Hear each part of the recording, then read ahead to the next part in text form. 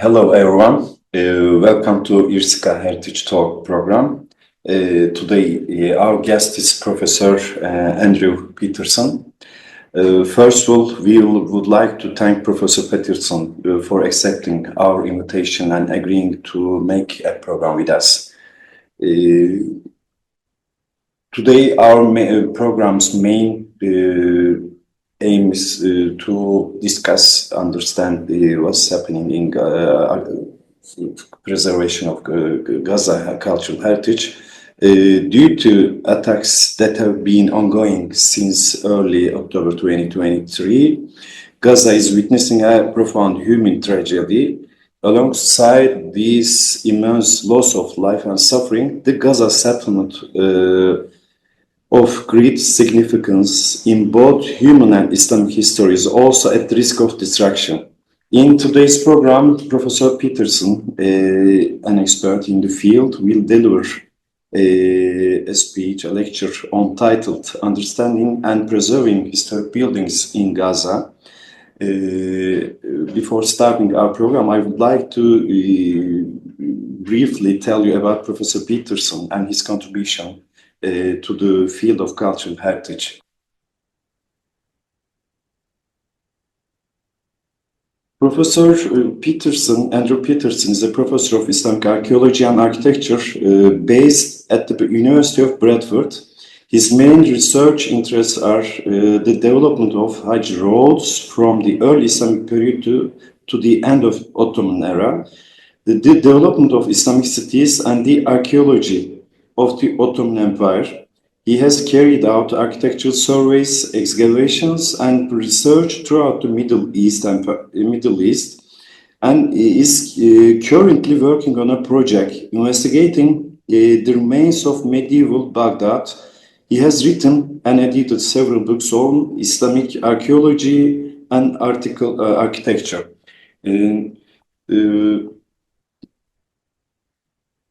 Dear Professor Petersen, the floor is yours. You can share your presentation. After the presentation, you can ask your questions to Professor Petersen. Okay, good. Thank you. Thank you, Dr. Ali Dost, and it's very good to be able to have the opportunity to talk within this context, within the context of IRCICA, because of course Gaza is very much falls within the concern of IRCICA, and which has a very impressive and important position within safeguarding Islamic heritage worldwide. First of all, I'd just like to say a little bit about the present situation, because in the present situation, I suppose the question is why is cultural heritage important when so many human lives have been lost or are under threat? I mean, that's a kind of a thing which I think about quite a lot, and it's a real issue. However, I feel it is very important for a number of reasons. One is because of some work which I have been carrying out with Palestinians. I know that and talking to them, I know that they very much value their cultural heritage and also outside interest in their cultural heritage, and they recognise and support the fact that it's only by talking about their heritage and by making it better known to the world that we can understand just the extent and depth of the destruction that's been carried out, and also its really devastating impact on I'd say world heritage. And I'll just say a little bit more about my own experience, just for talking about Gaza. Why I'm talking about Gaza. The first thing is for 7 years I worked on a project based at the former British School of Archaeology in Jerusalem, and that was documenting medieval and Ottoman buildings. So that's mostly Islamic buildings within, not in the West Bank and not in Gaza, but in what is Israel, documenting buildings and that had either been abandoned or neglected, and that was later published. So that's part of my background. So and in particular, I've done a study of the city of Ramla, which you may know was the capital of Palestine during the later Umayyad and Abbasid period, and also the largest city. And also my particular interest in Gaza is because in many ways Gaza and Ramla are twin cities. When one flourished, the other didn't flourish so much. So they kind of had fulfilled many of the same functions. And then more recently, as I've been working on projects in Iraq, again connected with damage due to conflict, particularly in Mosul. And then just much more recently, I was happy to work with Amina in Oxford and CCHP in Palestine on a project which looked at what is happening to the cultural heritage of Gaza during the present conflict. So that's kind of my background and why I really wanted to talk about this. And I'll just say a little bit about heritage as well, I think, which is very important. It's very easy to think of heritage as let's say, the pyramids, grand buildings, very old buildings, unusual buildings. But I'd also like to draw attention to the idea of personal heritage, which is something which is very much being destroyed within the current situation. And so for each of us, we all live in houses or flats, and we live in areas which we kind of get to know and which have a lot of meaning for us. And when those are destroyed, it has profound psychological damage as well. And so my understanding is cultural heritage is that extended to a whole culture. So a whole culture's those elements of architecture or sites or places which the culture as a whole values, they become extremely important. So they're a cumulative collection of people's personal feelings about an area. So coming on from that, what is the heritage in Gaza? So one kind of quite surprising thing. Okay, Gaza is in Palestine, and it's a very famous, important place throughout history, and we'll talk about some of the ancient sites there. But surprisingly, the amount of, let's say, archaeological and heritage research that's been carried out in Gaza is actually quite limited. So just to give you a brief overview, there was some interest in Gaza during the Ottoman period, and a number of travellers, scholars were interested in locating primarily biblical sites, but other sites of Hellenistic period and other sites. So there was some interest in before the First World War, but perhaps less so than in the rest of Palestine. Can I just? I don't know if I can show the presentation now. I don't know. Is it shared? I don't know. I'll share it now, Ian. You can share it again, please. Okay, yeah.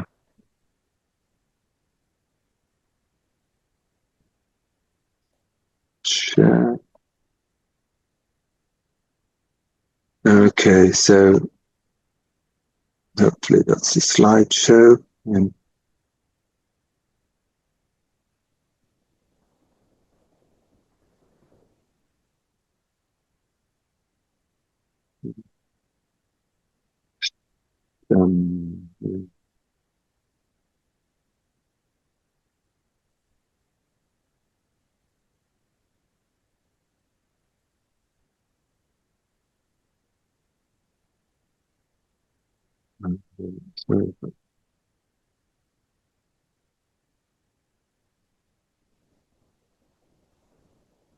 Could you put it full screen? Full screen. Okay, yeah, that should probably help. Yeah, good. And then, okay, that's good. And slideshow. Okay. On the down, yeah, on the right down side. Yeah. Okay, good. Perfect. Okay. So really compared with some of other places in Palestine, research on Gaza is kind of less, and that goes back into the 19th century, although there was some work. What you can see here is a map produced by the French cartographer Jacques Autain in the 1799, and this was made as part of Napoleon's conquest of Egypt and Syria. And this was the first kind of modern trigonometrical map of Palestine, and it includes Gaza. And you can see on here, you can see the main routes are shown, and and also what's important to note is the proximity of Ascalon. And the other important thing, of course, is that Gaza, even though it's close to the coast, it's not actually on the coast. One of the things that recurs throughout Gaza's history is the absence of a natural harbour, although there was a constructed harbour. Secondly, you can see here. So also during the 19th century, as interest in Palestine and the region increased, particularly from Europe, we get the Palestine Exploration Fund survey of Palestine, and they included Gaza within the survey, but significantly not all of what is today, let's say, the Gaza Strip or the territory of Gaza was included. So, for example, Rafah and south of Khan Yunis was not included. So that shows you something a little bit about the peripheral state, the strange status of Gaza because of its situation located between Palestine and Egypt. Next. Okay. And we have this difficulty of defining what is Gaza. So essentially the territory of Gaza that is recognized today doesn't really relate to any historical territories. In other words, it's simply ceasefire lines. In the same way as the West Bank is ceasefire lines, so is the territory of the Gaza Strip ceasefire lines. So basically, it's a number of towns, villages, and agricultural areas that were not occupied by Israel during 1948, and retained a certain independence, and until they're conquered by Israel, and then again given some form of independence a little bit later. So that's roughly the territory of Palestine, shown on the roadmap of Palestine, made in 1933. So one of the things that's immediately obvious is, in a way, it's cut off from its main routes of access, its traditional routes of access. One of the things that comes out constantly in the history of Gaza is its connection with Arabia and the Hajj. That's one thing, and then of course the other thing, and probably the most important factor in its existence and economy, is the route that it's located on, the route between Egypt and Palestine, and ultimately Syria, which became, of course, very important under the Mamluks. Okay. The other thing I should say is what I'm going to be talking about today is mostly really the Islamic era built heritage. But I should also mention there's other aspects of heritage which are extremely important in Gaza, which I'm not really going to be mentioning. But I should just say quickly that there's a lot of important prehistoric sites and pre-Islamic sites in Gaza. And there's also, which have been studied by a number of people. For example, Joe Clark and Louise Steele have studied the the Bronze Age settlement within Gaza City. And we also have the Maritime Gaza project carried out by Georgia Andrew and Yasmin Khudari, which has been published in Antiquity, and they're both very important. And I should also mention the Saint Hilarion Monastery, which was in the process of World Heritage nomination, and there's a big project, in fact, funded by Alif, which took place there until 2023. Unfortunately, that, like all sites in Gaza, is under threat. So I'll just talk now a little bit about a few of the main areas within the territory of Gaza, and about their potential and their importance in terms of historic built heritage. The first thing, I suppose, that I should mention is the fact that during the First World War, Gaza was on the frontier between British-controlled Egypt and Ottoman-controlled Palestine, and therefore it was subjected to an intense British bombardment in 1917. And so you can see here an image of one of the main streets of Gaza after this bombardment. So unfortunately, Gaza is no stranger to war. And here you see a table of buildings in Gaza that were religious buildings in Gaza, which were damaged after the World War I, based on the account of a resident of Gaza, Taba. And this is just shows you the degree of buildings which were looked after, restored or not restored. So, but this list is also very useful because it gives you some idea of the list of important religious heritage buildings in Gaza just at the time of the British Mandate. Next. Just need to. Okay. So, under the British Mandate, which lasted until 1948, the British authorities, in collaboration with the local population, instituted a program of conservation, excavation, and registration of historic buildings. And fortunately, I was lucky enough to be able to make copies of the files, which were held in the Rockefeller Museum in Jerusalem, of all the British records of antiquities within Gaza. So there's a limitation on this, of course. So the list, the compilation of this list took place between 1918 and 1948. So that's a period about 30 years. And during this period, a number of buildings were registered, but obviously for the area, there's simply not enough time and not enough.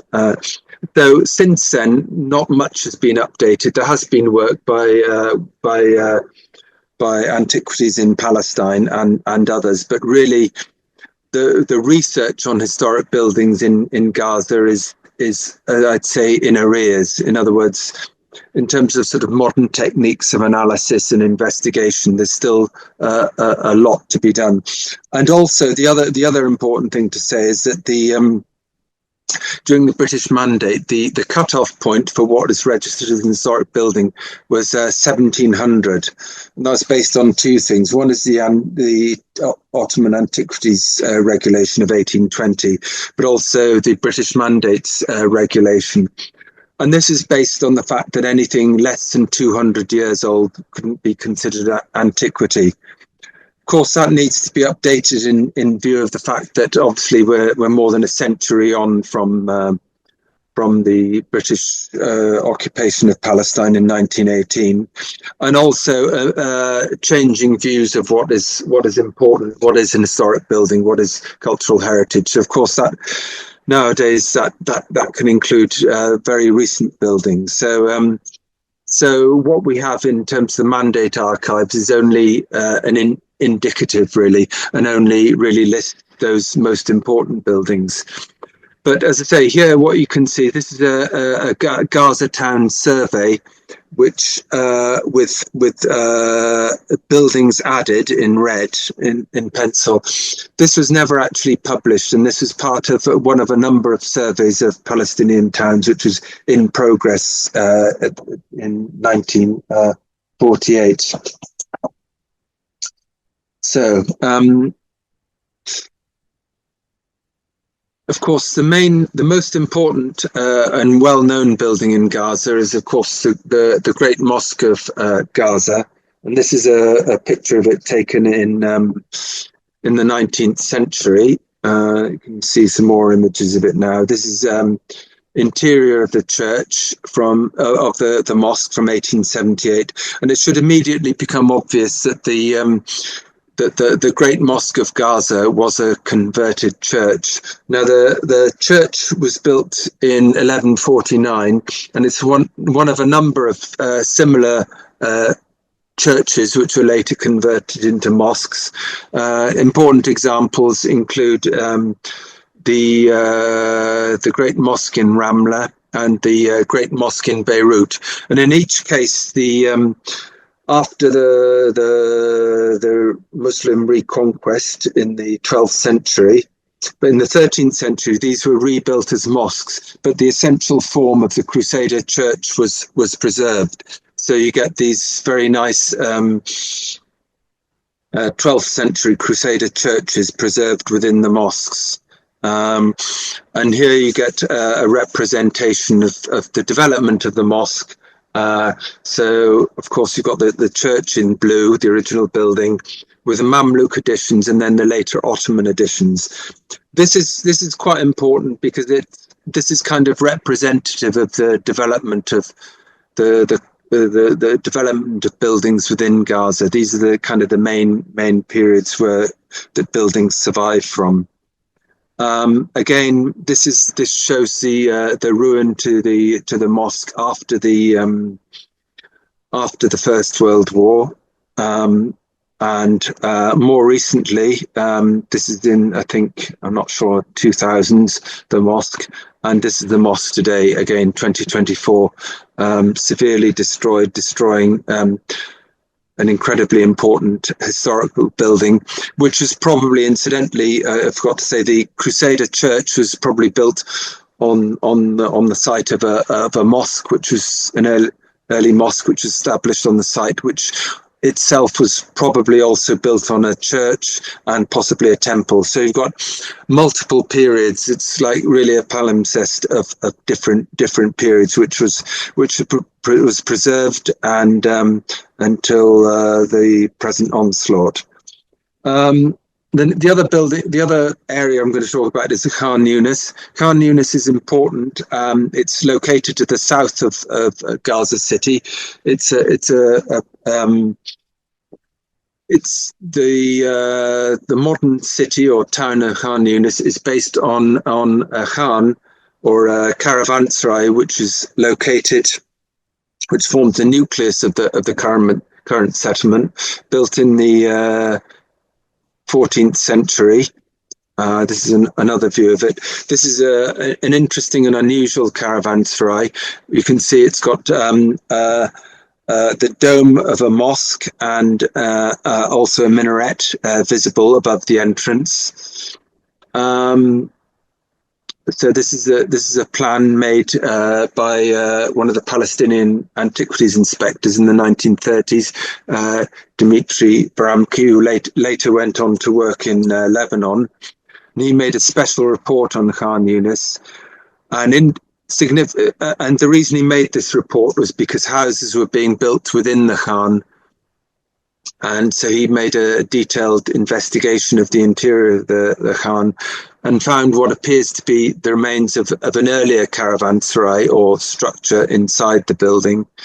And there's a photo mosaic of the interior with the various buildings during the 1930s constructed inside.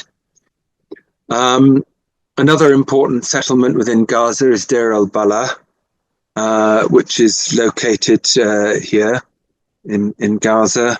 And one of the most important buildings within Deir al-Balah is Maqam al-Khadr. And you can also see in here, you can see the location of the original settlement. And here you have again a very similar picture where you have a Muslim shrine built on top of a Crusader era or a church, which was excavated here by the Palestinian ministry quite recently. And then, just to skip on a bit, we're going to just briefly mention some 20th century and vernacular buildings within Gaza. So,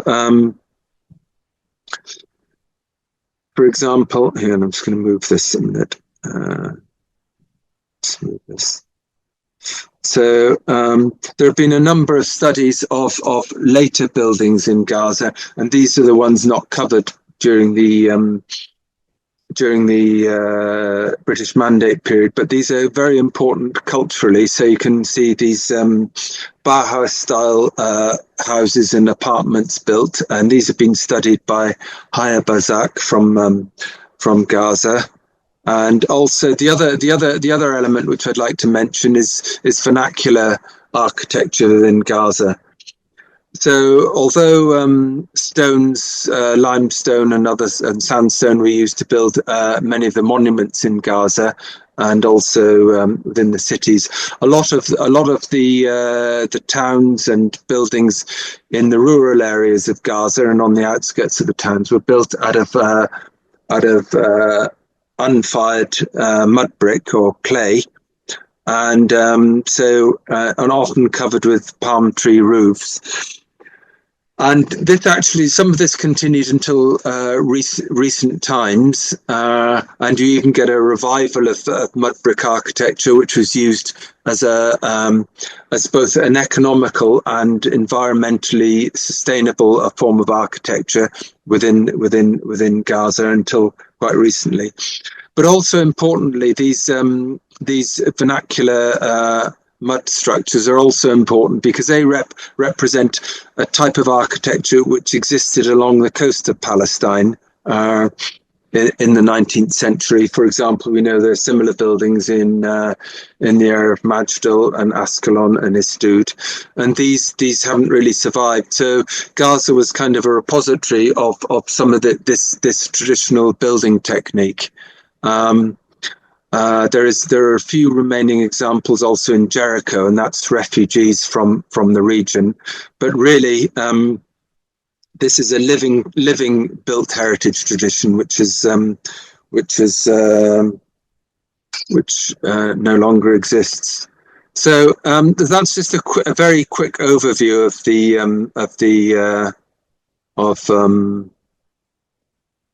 of what exists in Gaza, and there's obviously a lot more.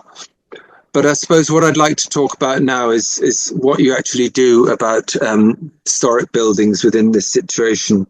The project that I was involved in, which is one of a number of projects documenting the damage to cultural heritage and particularly archaeological sites and historic buildings within Gaza,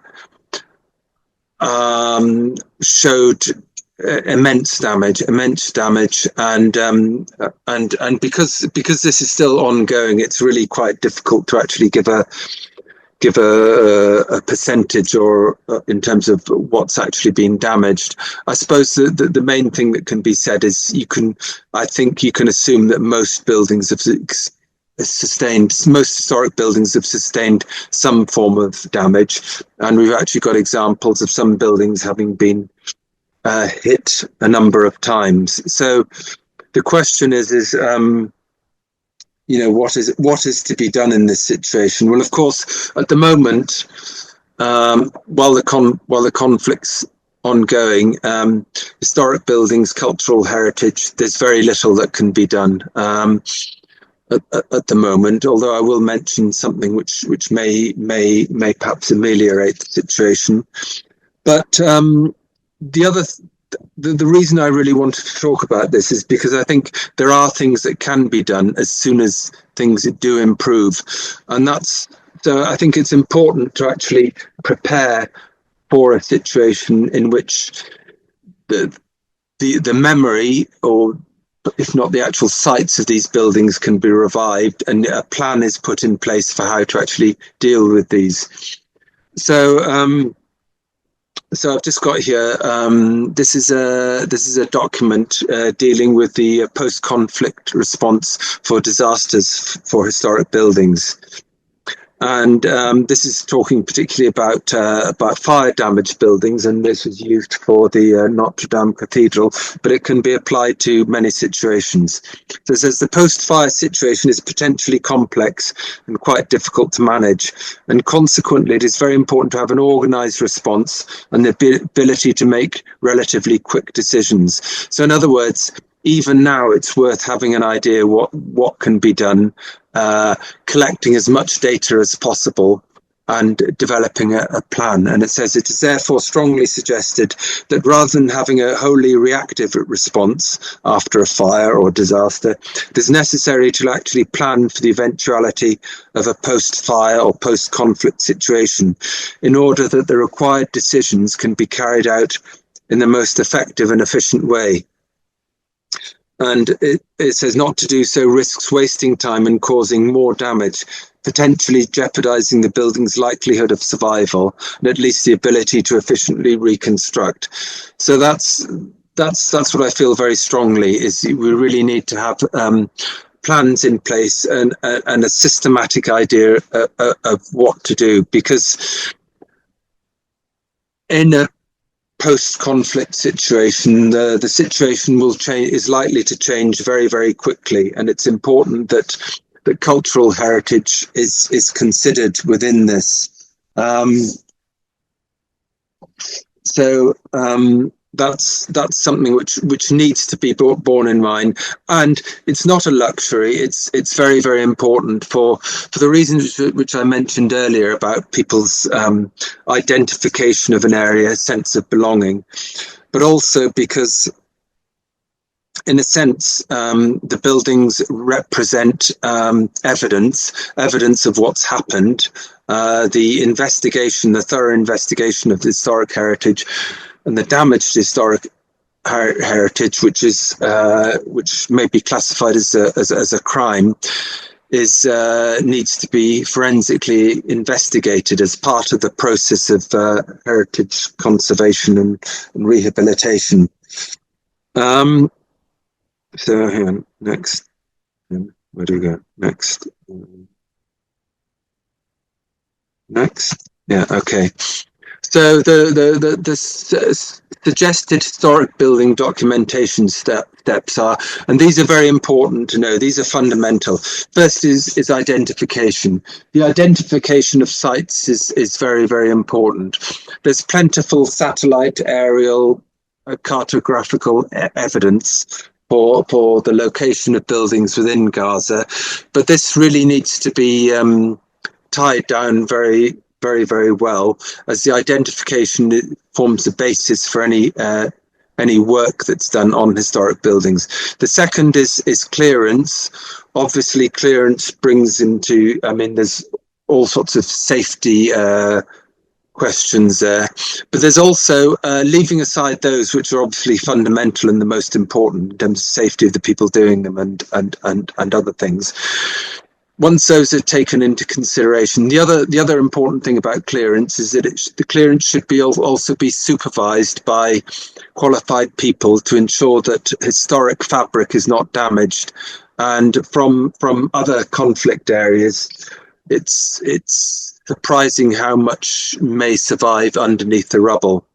And then the third element is condition assessment, where the condition of the standing remains is assessed. And that's a number of things, but it also includes whether emergency stabilization is required and what else. And then that moves on to the further consideration, which is further actions, which kind of what needs to be done and drawing up a plan. And this needs to be done on a scale for the whole area. So it's a huge amount of work, but this is essential to retrieving what can be retrieved of the cultural heritage, and also for developing a plan for what needs to be done next. But these are essential aspects. Now,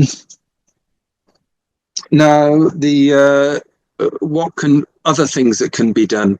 Now, one of the things I'd like to mention is the Breathe project developed by my colleague Adrian Evans and Karina Croucher. And this is the idea of building resilience and well-being in displaced societies using digital heritage. And so this was used in Jordan with Syrian refugees, and it's using, for example, virtual reality to explore historic sites that people can no longer access, either through not being allowed there or through the buildings having been destroyed. Now, and also, there's also the question of looking at people's actual local areas, and these may be not so famous, but these are very important for people concerned. And the primary tools for this are basically people's own recollections, people's own maps, people's own whatever memories they have, and what evidence of those memories.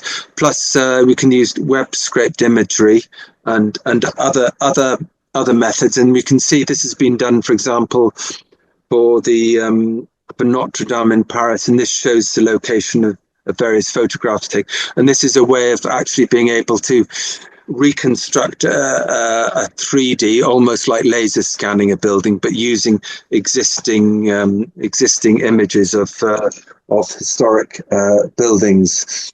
So I'll just close the presentation now and get back up here. One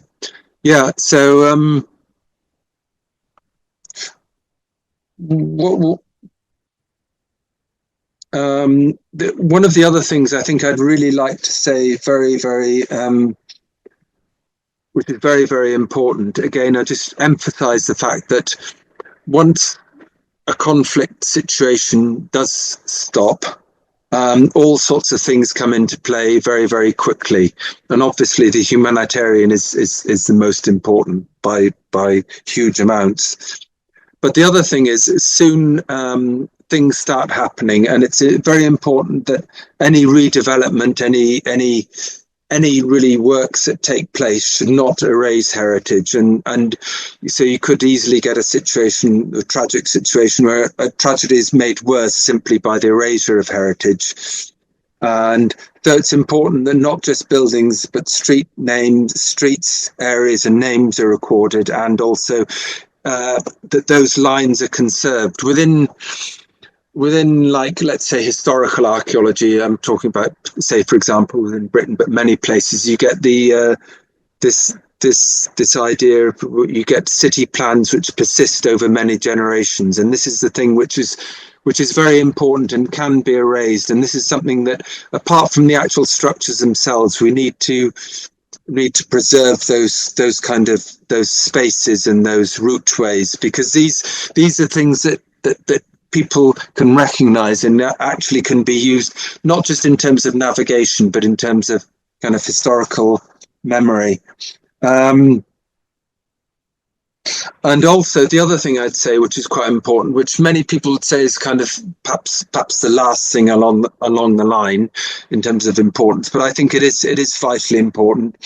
But I would argue very much for the place of research, historic, archaeological, architectural research within any rehabilitation process, because this situation provides a unique opportunity for people to carry out research, things that weren't previously visible, things that maybe will be covered up again, and new things that have come to light. So I think, and also the other thing, of course, is this is a time when there will be a focus on the heritage, and so I think it's really important to put resources at that time into the heritage, because all too often, in many cases, and I might mention, for example, Beirut, but many places where you've had reconstruction and rehabilitation taking place very, very quickly. Obviously, this all costs money, and the money is often paid for by developers whose interest is less in the research and historic buildings.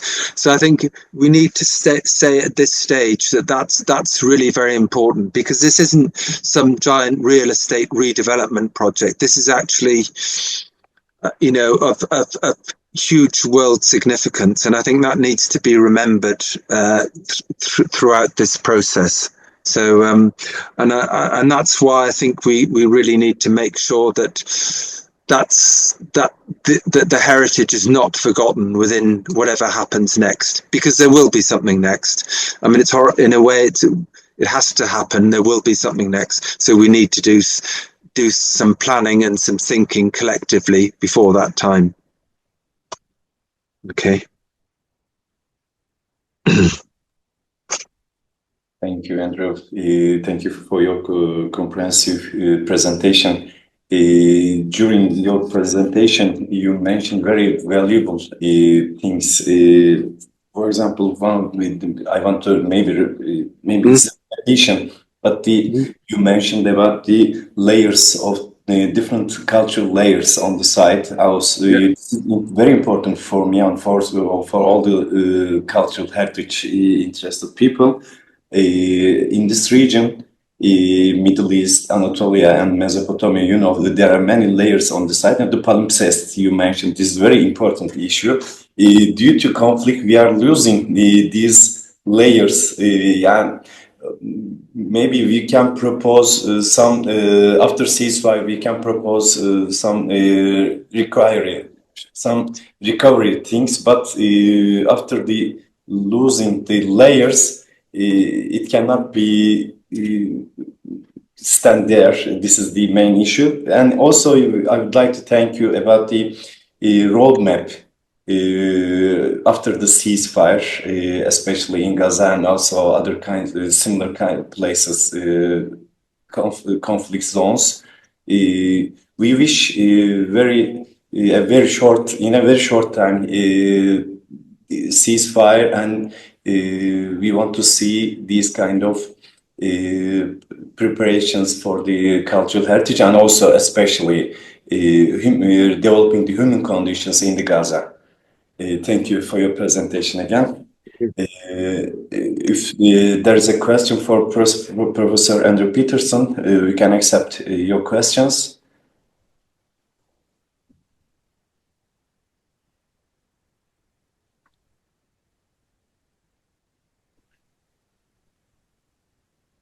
Razak Al-Matani. Yes, it is not a question, but it is a... So, Shobin, yeah? Yeah. Thank you, dear Andrew, for... It is really sad what really happened in Gaza. So first we pray that this crazy war will stop. But according to the heritage, we trusting so much, our work is so trusting in Palestine heritage. But especially in Gaza, what I do now, I'm thinking about rebuilding all of these buildings. And the idea that I start working now, when I'm looking for the mosque in Gaza, for example, also I'm looking for the mosque from Ramla. And I have been just finishing 3D modeling for a building of Ramla. So the idea that I get it from there after I'm making all of this weathering modeling, after I finish my PhD, the dealing with mosque architecture and technique of building mosque, that if we just can having a plan or a striking plan for this building and the dating of rebuilding or building of this building, we can again rebuild this mosque or this building. So we have a good record that you mentioned in the mandatory record, and we have also more than one record. So the idea is to have a team and collect all of the photo, all of the building, all of the planning that we have already, and we can also collect.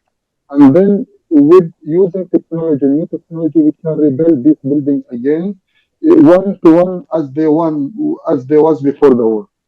So it is good to using this technique. In Palestine, we have the same, as you know, when we're talking about the Mamluki building, we have the same time. The Ottomani, there is a difference in the Ottomani time. Even in the Crusader building, we have the one time that they're building. We're talking about the Great Mosque in Ramla. It is the same one to the Great Mosque to also in Nablus we have it, and also we have it in Gaza. So it is not hard to rebuild this building again, but the idea, it is, as Andrew said, it is so important to put this idea that this building should be saving after rebuilding the Gaza again. So we should be working hard now in this time to focusing to save this heritage again after the first war, inshallah. Thank you for your contribution. If there's any contribution or question, we can ask.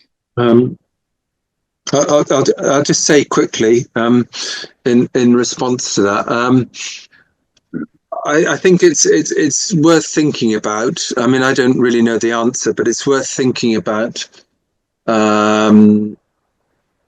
with buildings whether to rebuild them or not, and the extent of the rebuilding. And as you mentioned, the different layers is important. So what aspect of something do you rebuild? And I'd say that's complex and needs to be discussed, I'd say. But the other thing is that I think there is also a need for something like that as well. And the example I'd give is Warsaw in Poland. And after the Second World War, the centre of Warsaw was destroyed. And there, the Polish people felt very much that they needed to rebuild the centre, and they meticulously saved the materials and they kind of rebuilt it. And so I can see that in Gaza you may have situations like that, but the important thing is also the documentation, because as you said, it's not just one period that's representative, it's multiple periods, and you've got to make sure that those subtleties are there. And also because this will be the only opportunity to see some of those. And obviously the Great Mosque of Gaza is like the most obvious example, because and that will take an international discussion really about what aspects you do repair and what you don't. But it needs to be done. But it's and that's why I think it's really important to have some public forms of discussion about this now, because so it's something is not just forced on the situation, which is what I'm probably worried about, I think.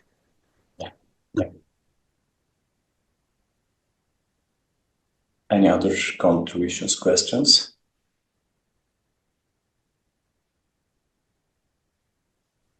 Yes, I have, please. Can you hear me loudly? Yes, dear Marwa. Yeah, thank you. You. Thank you. My name is Marwa Khatib. I'm doing my PhD on Gazan history during the Ottoman time. I'm focusing on identity. So my question will be, to what extent is identity, the concept of identity and the formation of identity can be affected after the damage or the destruction of historical places? Because we know the population mostly relied to this, or attribute themselves to these places or historical places. Like when I say I belong to Gaza al-Izza or Gazat Hashim, where we know that Hashim was the grandfather of the Prophet. So to what extent the identity can be affected after the destruction of these places? Thank you, Marwa. That's very interesting. I'm glad you brought that up. And also, it sounds like your research is very important, particularly at the moment. And the Ottoman period, of course, is very, very important for Gaza's heritage, because as in the rest of Palestine, I'd say the bulk of what had survived until recently, the bulk of heritage buildings were from the Ottoman period, and then the question of people's attachments to particular areas and also their identities based on those areas and those particular buildings is extremely important. And I suppose one thing that I think probably is also an issue is probably there's a lot of documentation that will have been lost during this conflict. So I think it's very important what you're doing, and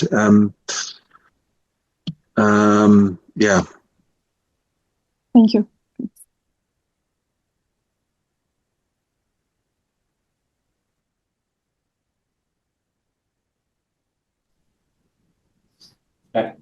Assalamu alaikum. Alaikum salam, dear Osama. Yeah, it's a wonderful presentation.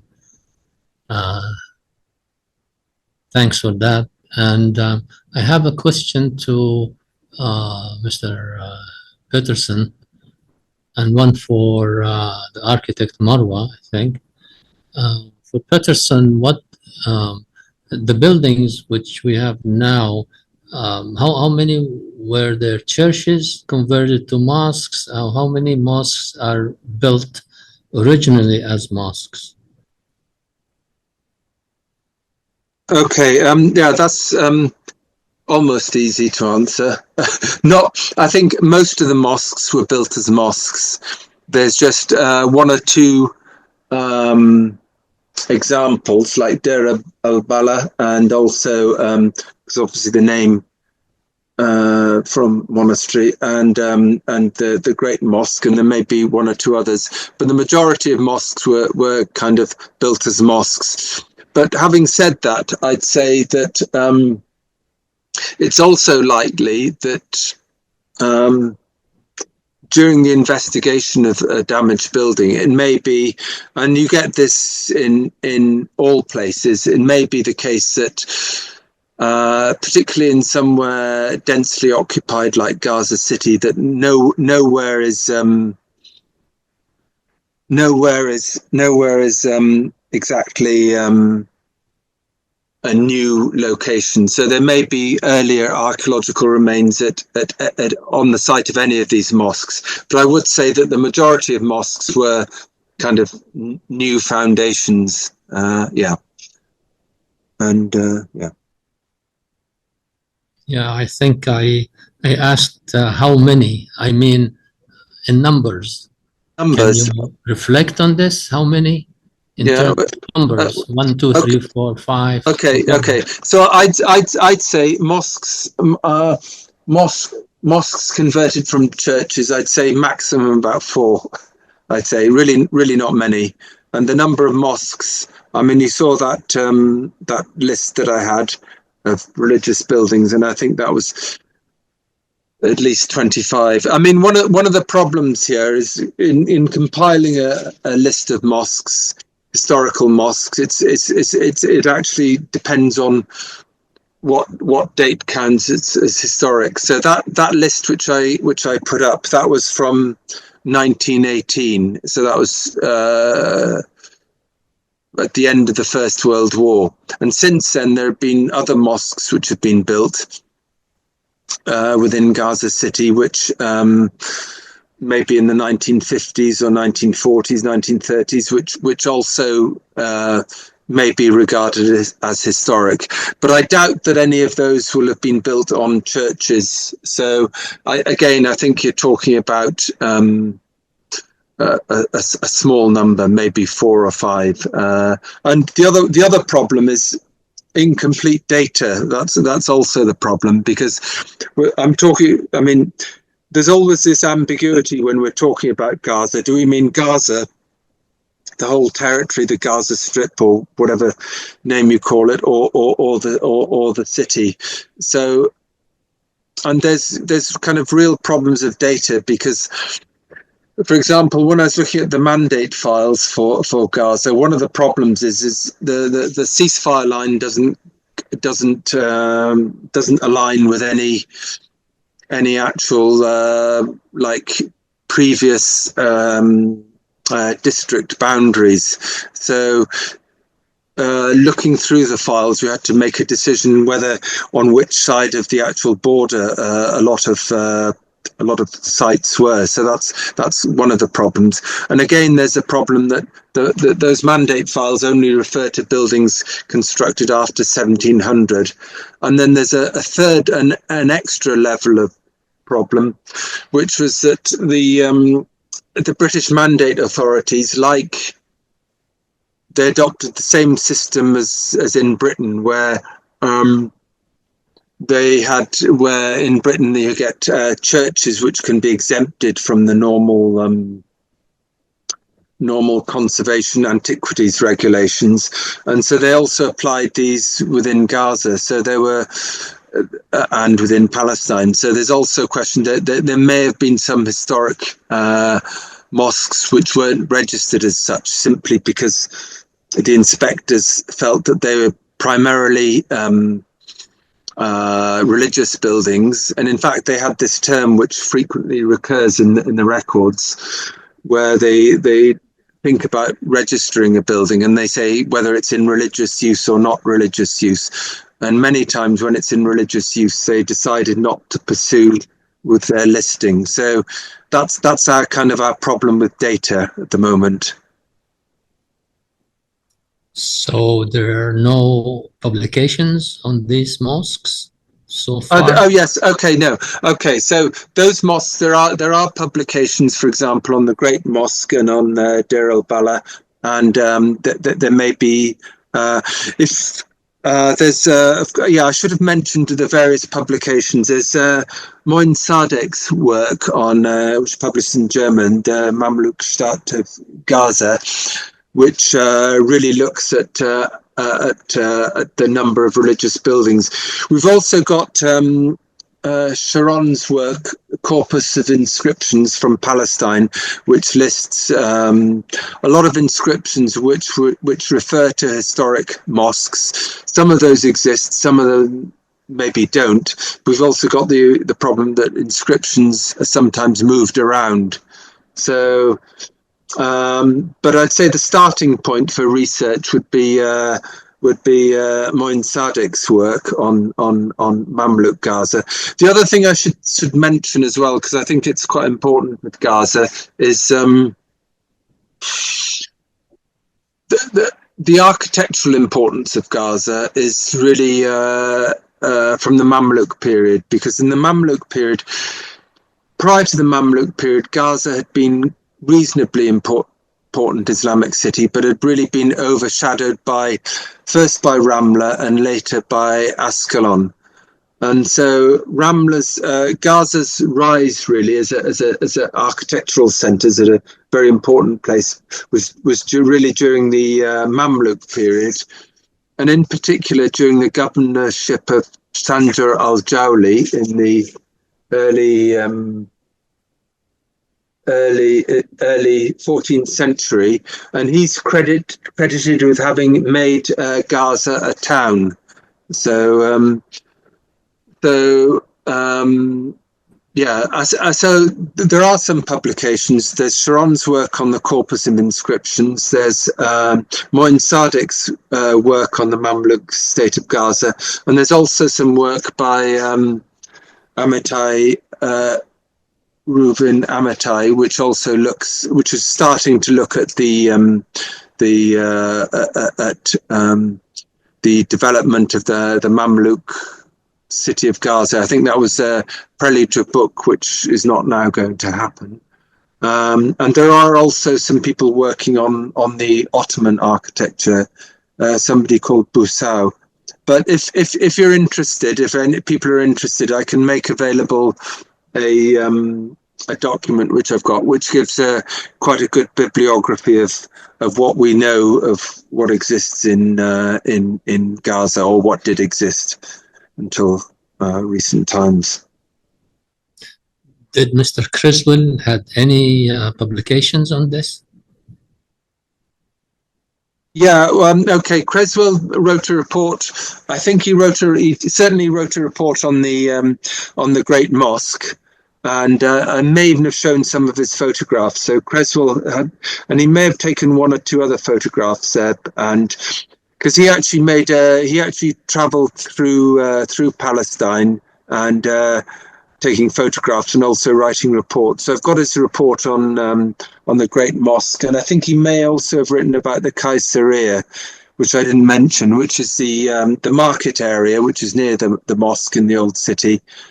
And the Caesarea comprises a series of souks, plus also one specialized building, which is like probably for cloth transactions, higher value transactions, which is similar to the Turkish Bedestan. So so Creswell did do some work, but not really that much. I think he also took some photographs of Khan Yunis as well, but again, not that much. I mean, it's still quite surprising how Gaza was like not really as well documented as because of its location sort of on the frontier between British Egypt and the Ottoman Empire, and also because of its precarious status ever since the end of the mandate in 1948.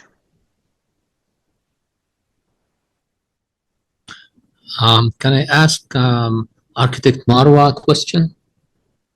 Yeah. Thank you. Okay. I'm not an architect. You're architect or No, I'm not. A history. art historian? Yeah. Okay. Now, for identity, which identity you're looking for when you're talking about Gaza?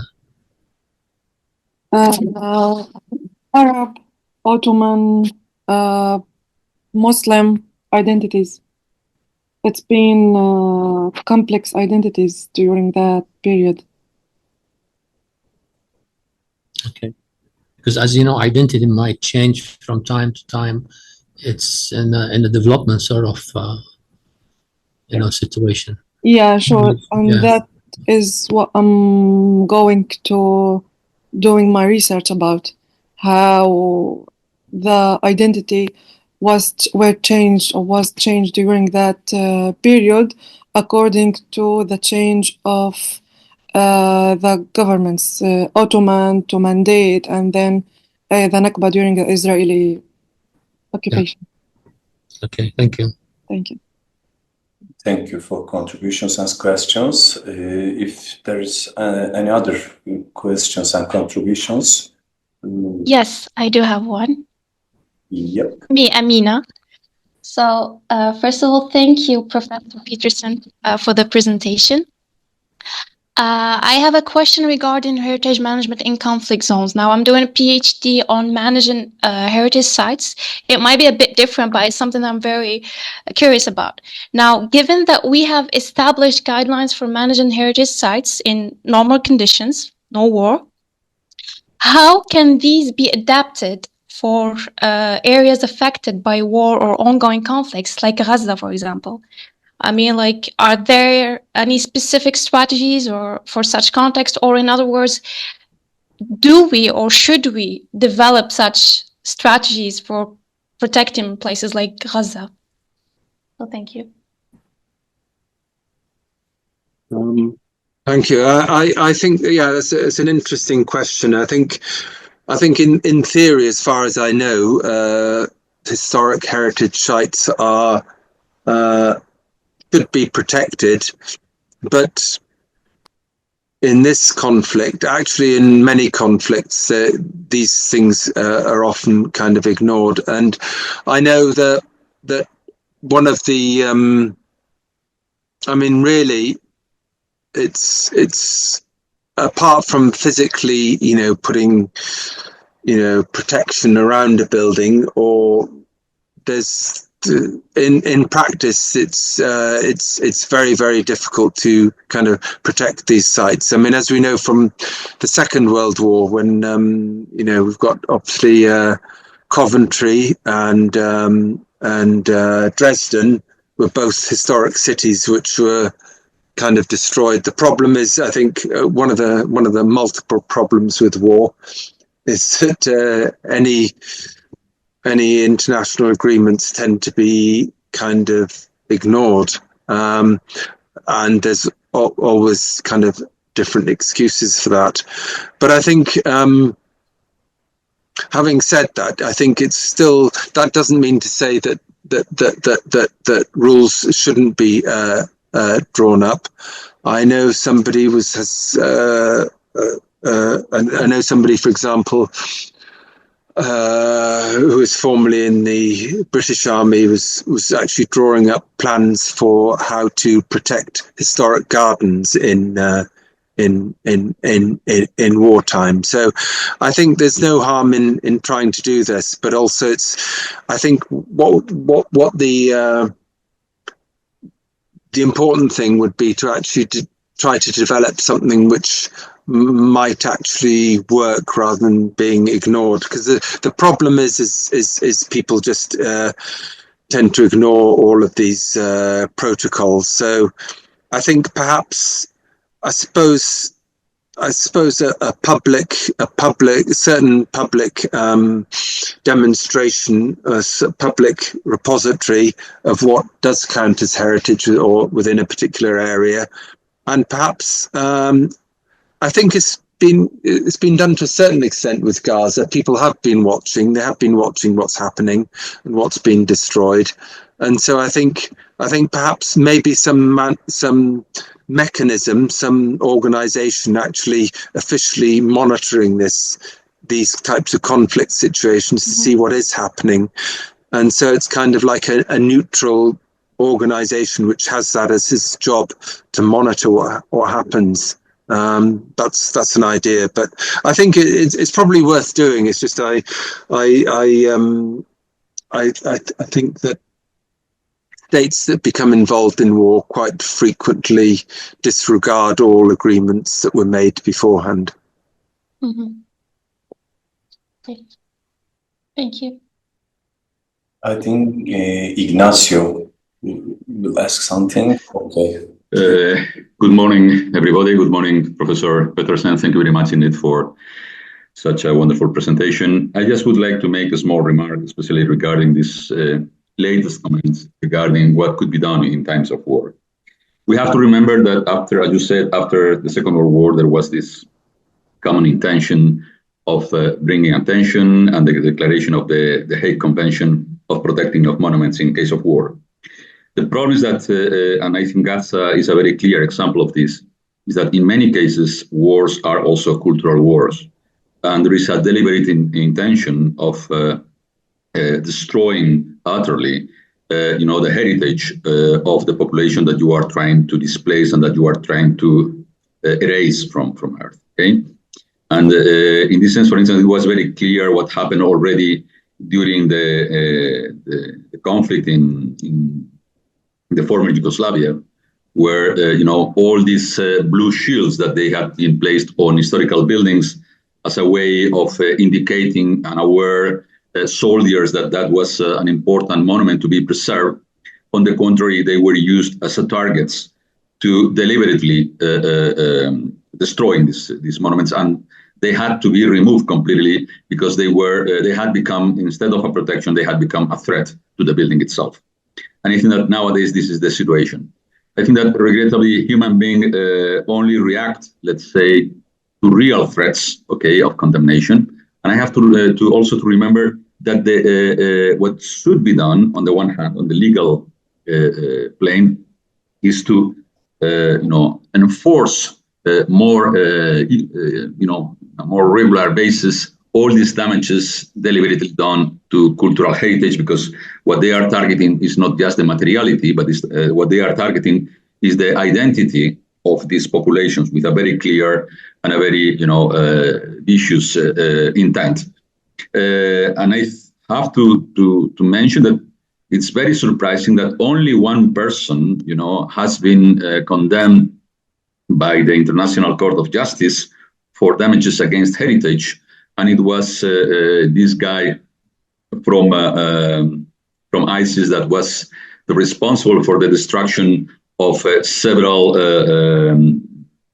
monuments in Timbuktu and part of the libraries in Timbuktu, who has been, as far as I know, the only person that up to now has been condemned for these acts of violence. And I think that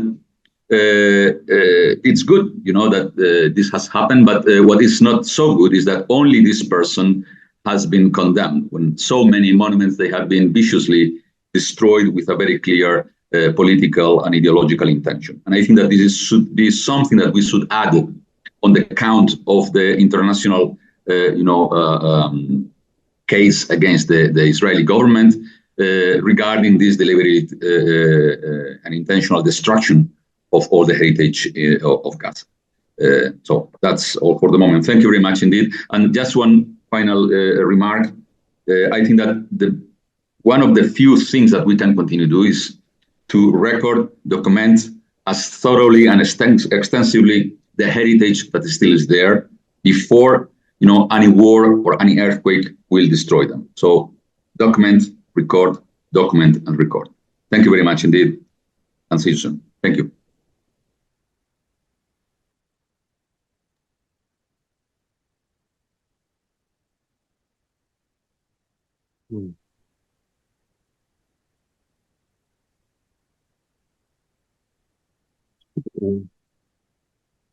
Oh, yeah. I don't know if I should say. Yeah, thank you. That was very good, very good. Yeah, and I think that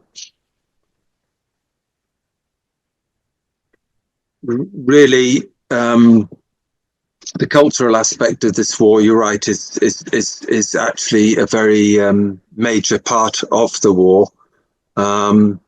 And also, that's very interesting what you said about the only person that's ever been prosecuted for destroying cultural heritage. I mean, there's only one person, and I think really that's during wartime. And I think it's something which, you're right, it should be raised up to a higher level, because I think people may, if they know that there is a realistic chance of prosecution for these things, they may think a little bit more. And also, again, it's that thing, I think, in terms of responsibility, I don't know how that particular legislation works.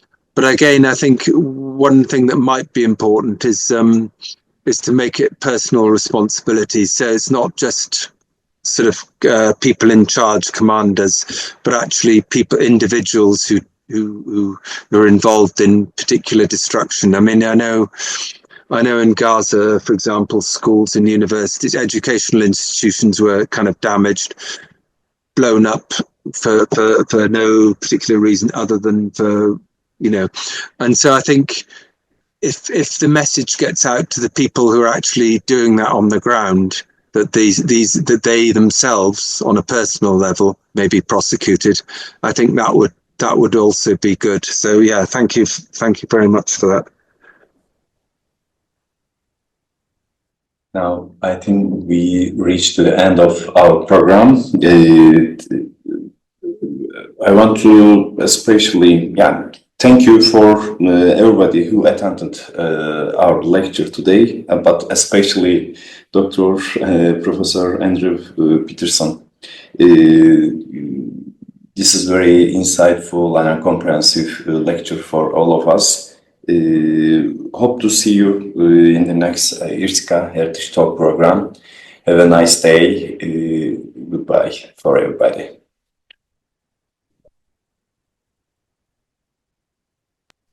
Bye. Thank you.